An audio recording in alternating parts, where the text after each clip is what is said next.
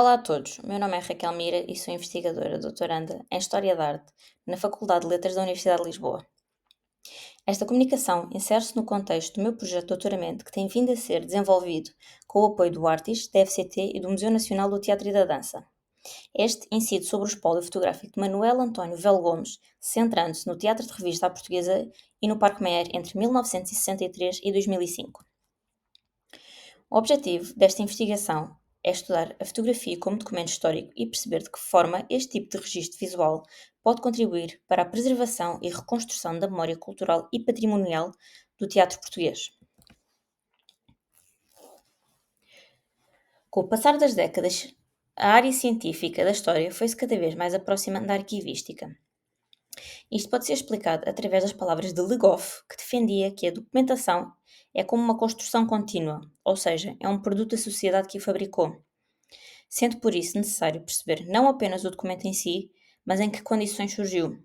Assim, a documentação residente dos arquivos não é apenas um meio de investigação, mas é também ela própria um testemunho do passado. Já no que diz respeito ao arquivar as memórias de teatro ou das artes performativas, encontramos o mais variado tipo de documentação, mas para a nossa investigação escolhemos destacar a fotografia. A relação entre a fotografia e o teatro é desde sempre paradoxal. O teatro é efêmero, vive do instante e da presença. A fotografia, por sua vez, imobiliza, fixa, documenta. E, no entanto, é através desta imobilização que nos é possível aceder à memória dos espetáculos já desaparecidos, à atmosfera dos palcos e ao rosto dos atores e atrizes que lá fizeram história. Com o passar das décadas e a recorrente utilização da fotografia, deparámos-nos com novas problemáticas, como a necessidade de fazer uma leitura indispensável para o trabalho do historiador, que utilizará estas informações como fonte de recuperação histórica. Segundo Le Goff, a fotografia vai revolucionar a memória multiplicando e democratizando-se, dando uma ideia de verdade que nos permite guardá-la do tempo e da sociedade. A fotografia encontra-se nos documentos passíveis para a construção histórica por ser em si mesma uma prova de que algo aconteceu. No entanto, Boris Cossey defende que a fotografia em si não representa tanto quanto qualquer outro documento uma prova de verdade, porque todos podem ser montados. Neste sentido, as imagens são ambíguas e passíveis de múltiplas interpretações.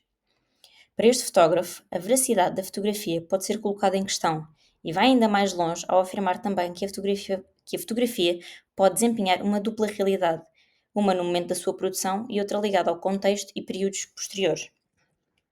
Ainda para Pires, o uso da fotografia enquanto documento requer cuidados adicionais para o historiador, dado que a fotografia pode transmitir uma falsa sensação de abundância de informação. É importante destacar que a fotografia deve passar pelo mesmo escrutínio que os outros documentos, porque as imagens fotográficas é o resultado das escolhas, não é de maneira alguma uma representação indubitável da realidade. No entanto, é também indiscutível a validade das imagens fotográficas para a reconstrução de um cenário que já desapareceu. Para tal, é necessário um trabalho de organização dos acervos, onde o historiador utilizará estas informações como fonte para a reconstrução histórica. No caso do teatro, é essencial distinguir fotografia de cena, ou seja, fotografias captadas durante a encenação ou preparadas em estúdio, da simples fotografia no espaço do teatro. Como mostra Filipe Figueiredo, estas imagens podem ser divididas em três grandes categorias: retratos à civil, retratos em personagem e retratos de expressão. Os retratos à civil mostram o ator fora de personagem, no seu eu cotidiano. Os retratos em personagem representam o ator encenando um papel, geralmente com figurinos e adereços. Já os retratos de expressão procuram fixar emoções, como uma espécie de catálogo visual da versatilidade do intérprete. Estas imagens não são apenas decorativas, são também elas documentos afetivos, permitem recordar, reinterpretar e ainda reconstruir. Manuel António Velo Gomes nasceu a 18 de maio de 1933 em Lisboa. Dedicou a sua vida à fotografia e à cultura popular portuguesa, ficando conhecido por todos como o Vidrinhos.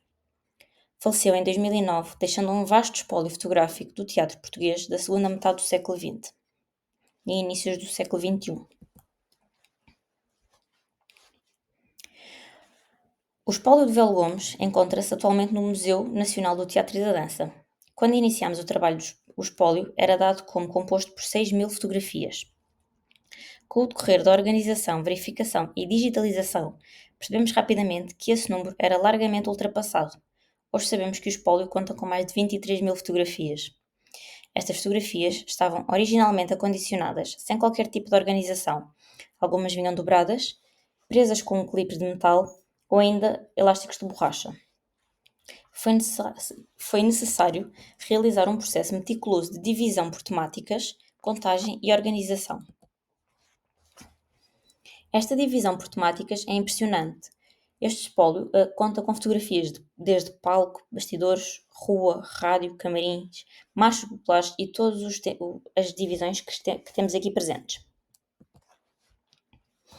Muitas das imagens incluem também nomes escritos no verso, o que nos permite reconstruir a rede de sociabilidade do fotógrafo e também perceber os seus códigos de organização.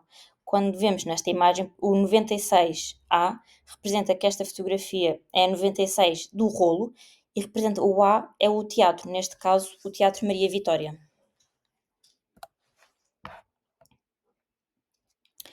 Para além dos registros de palco, encontramos imagens de tertúlias, refeições, festas, momentos íntimos. Com a ajuda das entrevistas que temos vindo a levar a cabo a figuras do meio artístico, como Luís Mascarenhas, Hélder Costa ou José Raposo, começamos a compreender melhor o contexto humano destas imagens. As fotografias de Velho Gomes oferecem-nos uma imagem singular do Parque Meyer. Mais do que um espaço físico, tratava-se de uma comunidade. E é essa dimensão afetiva que emerge no espólio. Velho Gomes não é apenas um fotógrafo de espetáculos ou um jornalista a fazer a sua reportagem. Era um cúmplice do parque, acompanhava os artistas nos bastidores da vida e deixava, nas suas imagens, um testemunho visual dessa cumplicidade. Assim sendo, e com a informação aqui apresentada ao momento, já nos é possível retirar algumas considerações. O maior número de fotografias corresponde às fotografias de palco. Contrariamente ao que pensávamos inicialmente, estas fotografias de palco vão muito além dos teatros do Parque Meyer. Não só as fotografias de parque não se limitam ao Parque Meyer, como grande parte das restantes fotografias também são espalhadas pela cidade de Lisboa. Apesar de ao momento ainda existir a categoria de dúvidas, podemos aferir que algumas terão sido tiradas no âmbito da sua carreira profissional de fotojornalista para a Agência Portuguesa de Revistas. Com a digitalização terminada e com as entrevistas levadas a cabo até ao momento, já nos é possível ligar algumas fotografias de palco a algumas peças de figurinos, como por exemplo a Prova dos Nove. Apesar do espólio já se encontrar totalmente digitalizado e organizado, sabemos que ainda há categorias que requerem a nossa atenção no que diz respeito à sua organização. À data, e apesar dos nossos esforços, podemos afirmar que dificilmente vamos conseguir encerrar a organização do espólio. Isto porque, com o trabalho de campo levado a cabo na Biblioteca Nacional Portuguesa, com a investigação das revistas Crónica Feminina e Plateia, temos noção que muitas destas fotografias encontram-se mal arquivadas, sendo que anteriormente julgávamos pertencerem à categoria X, mas afinal foram tiradas no contexto da sua profissão de fotojornalista. Temos um exemplo de uma fotografia onde surge Armando Cortês e Manuela Maria em palco, e recentemente encontramos essa mesma fotografia na revista Crónica Feminina.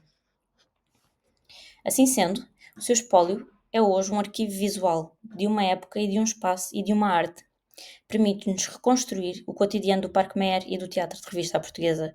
Permite-nos reconstruir o património imaterial do teatro português. Este trabalho de investigação, inventariação e preservação é um gesto de cuidado.